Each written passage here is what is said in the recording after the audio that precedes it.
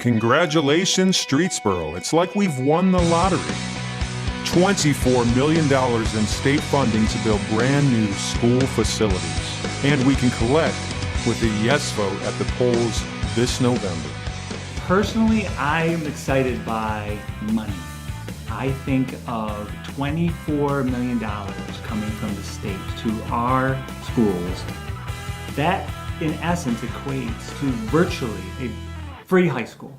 As the principal of campus, I would have visitors come to the school and want to tour the school. And these were people that were actually looking at our community and trying to decide, do we choose Streetsboro, do we move to Streetsboro, or do we look at a surrounding community like Hudson, Aurora, Kent? And several times I had families that did not choose Streetsboro. And when I inquired as to why, they would talk to me about, not necessarily about the teaching here in Streetsboro, but the facilities. Hello, my name's Anthony Madden and I've been working in real estate for over 20 years. Hudson, Ohio right now sells on an average of $120 a square foot. Aurora and Twinsburg, $100 a square foot.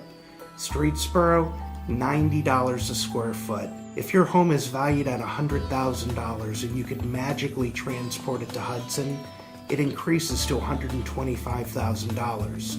It's a 25% increase in value. And in a better economy, those numbers would trend even higher. As a senior citizen, I understand your budgetary concerns, especially for those of us that are on a fixed income. But I will tell you this, your home is your investment.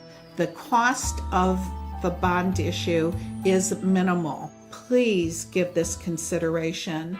So, what exactly is the plan?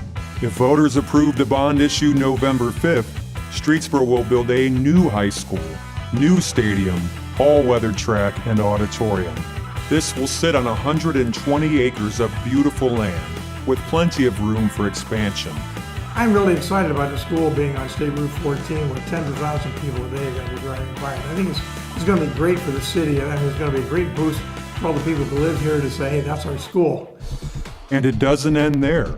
Not only will Streetsboro build a new high school, with the state's help, for less money than most communities can build a high school, Streetsboro will build not only a high school, but brand new facilities K through 12, including renovating the current high school and rebuilding to make it a true middle school, grades 6 through 8, adding classroom space at campus, and turning the current middle school into auxiliary gyms and office space. Wade School will be taken offline with the possibility of selling that land to benefit the schools and community. Overall, K through 12, Streetsboro will have safer, more secure school buildings, increased home values, adequate space for learning with room to grow, more energy efficient buildings, and infrastructure that can handle 21st century technology, and common facilities for community use. But hold on, Streetsboro. New things are nice to have, but do we really need this? We do have great teachers and we have great administrators who are working hard and being creative with the space that we have. But the reality is that we're out of space and our facilities are outdated. An example would be that this time last year we had 100 fewer students than we do today. Well, one thing at the high school we're always looking to do is improve the safety and security of our students. One thing that really makes that a challenge is having 7 classrooms out in a set of trailers. It's great to have that space, we need it, but getting students into the building and out to the trailers really provides a challenge in terms of providing the maximum amount of security for our students.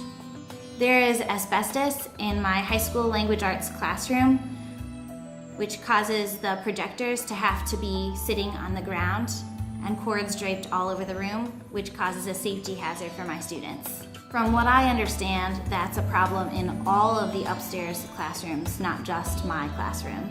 Over the last 50 or 60 years, our buildings have started to show some wear and tear.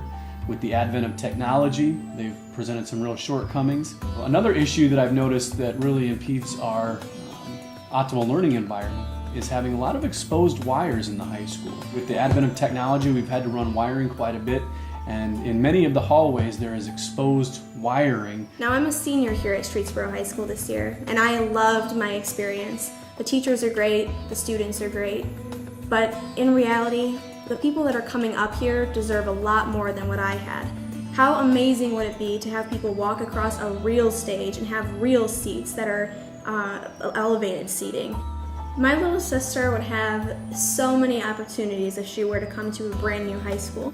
You know, at the high school, we have so many things going on that we are so proud of. In the area of athletics, we have a football team that made the state playoffs for only the second time in our school's history. It's a real source of pride for us. We've had numerous track and field athletes that have gone to state recently, and it's been a shame because they can't really practice on our track. A lot of times they have to go down and use Ravenna's facility.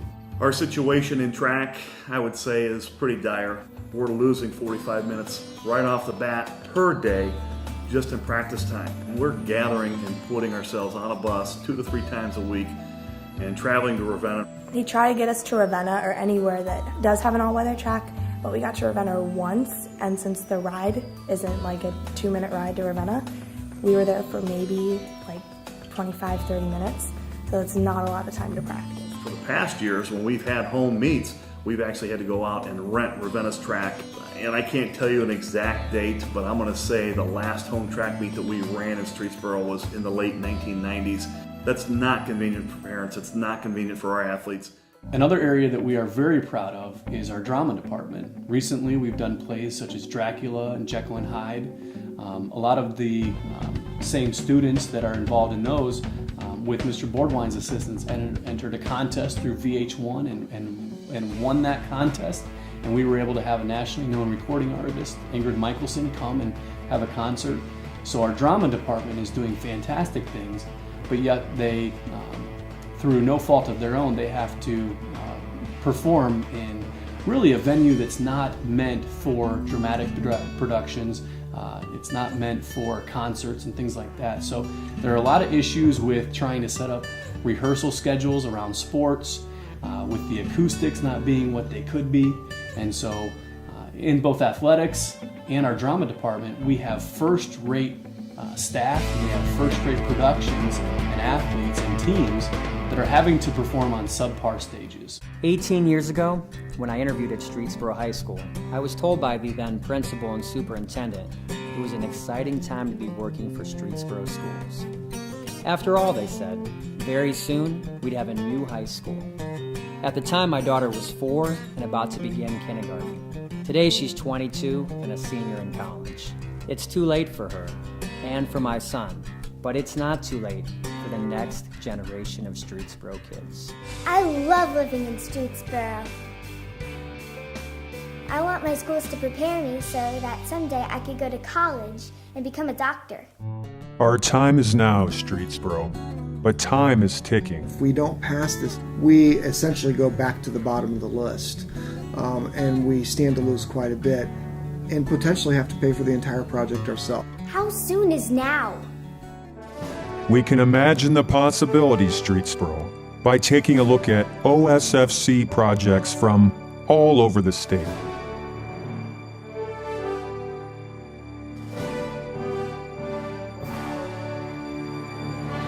These schools and communities benefited tremendously from state funding. Streetsboro can as well.